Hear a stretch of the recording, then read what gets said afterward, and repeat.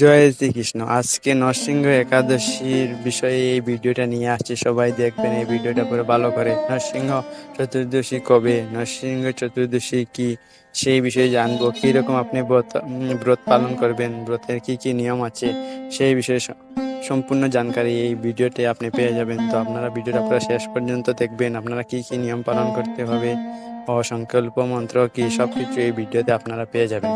তো আপনারা ভালো করে এই ভিডিওটা দেখবেন, শেষ পর্যন্ত দেখবেন এবং এই ভিডিওটা like, comment, share and subscribe করবেন। আপনারা সাবস্ক্রাইব করেন তাহলে মনের উৎসাহটা আরো বাড়বে। কমেন্ট করবেন, শেয়ার করবেন বেশি বেশি করে, তো অন্যরাও জানতে পারবে। নরসিংহ চতুর্দশী কবে আসছে? 11 মে, সামনে যে 11 মে আসছে, সেই 11 মে 2025 রবিবার নরসিংহ চতুর্দশী ব্রত পালিত হবে। নরসিংহ চতুর্দশী কি? ভগবান কৃষ্ণ তার পরম প্রিয় ভক্ত প্রহ্লাদ মহারাজকে রক্ষা করার জন্য নরসিংহ অবতার রূপে আবির্ভূত হন এবং হিরণ্যকশিপুকে বধ করে ভক্ত প্রহ্লাদকে রক্ষা করেন। বৈশাখ মাসের শুক্লপক্ষে চতুর্দশী তিথির গোধূলি লগ্নে তিনি আবির্ভূত হয়েছিলেন, তাই একে নরসিংহ চতুর্দশী বলে। কিভাবে ব্রত পালন করব সেটার বিষয়ে জানবো আমরা। ব্রতের আগের ও পরের দিন আমিষ আহার বর্জন করতে হবে। আপনি নিরামিষ থাকতে হবে।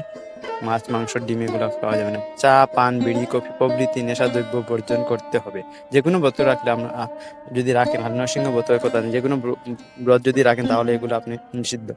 সকল প্রকার দুধ ক্রীড়া, জুয়া খেলা বর্জন করতে হবে। অবৈধ স্ত্রী সঙ্গ বর্জন করতে হবে। মঙ্গল আরতি সহ অন্যান্য আরতি করতে হবে। অধিক হরিনাম জপ করতে হবে। ভগবানের চরণে তুলসী ও ফুল অর্পণ করতে হবে। নরসিংহ স্তব, শতনাম, সহস্রনাম, কবচ মন্ত্র পাঠ ও শ্রবণ করতে হবে। নরসিংহদেবের লীলা মহিমা শ্রবণ বা পাঠ করতে হবে। গীতা, ভাগবতম ইত্যাদি গ্রন্থ পাঠ বা শ্রবণ করতে হবে। উপবাসের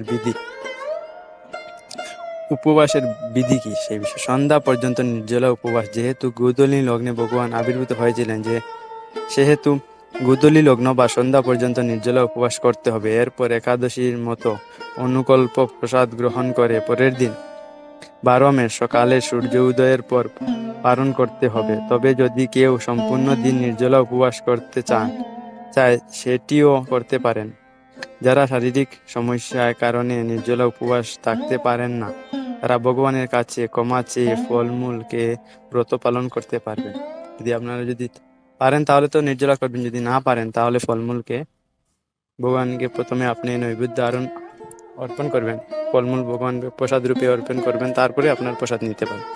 সন্ধ্যাবেলায় নরসিংহদেবের বিশেষ অভিষেক অনুষ্ঠিত হয়। অভিষেক দর্শন বা অভিষেক করে নির্জলা উপবাস বিধি সম্পূর্ণ করতে পারেন। অভিষেক আপনার বিশেষ জরুরি, সেটা এই ব্রতের এক মহৎ অঙ্গ আছে, অভিষেক। এরপর কিন্তু অন্ন বা পঞ্চ রবিশস্য খাওয়া যাবে না। ফলমূল থেকে যেতে হবে। সেদিন আপনি আরো অন্য শস্য খেতে পারেন, ফলমূল আপনি সেবন করতে পারেন, ফলমূল আপনি খেতে পারবেন। পারণ হচ্ছে পরের দিন সকালে, তাই হেতু আপনি সেই ফলমূল খেতে পারবেন।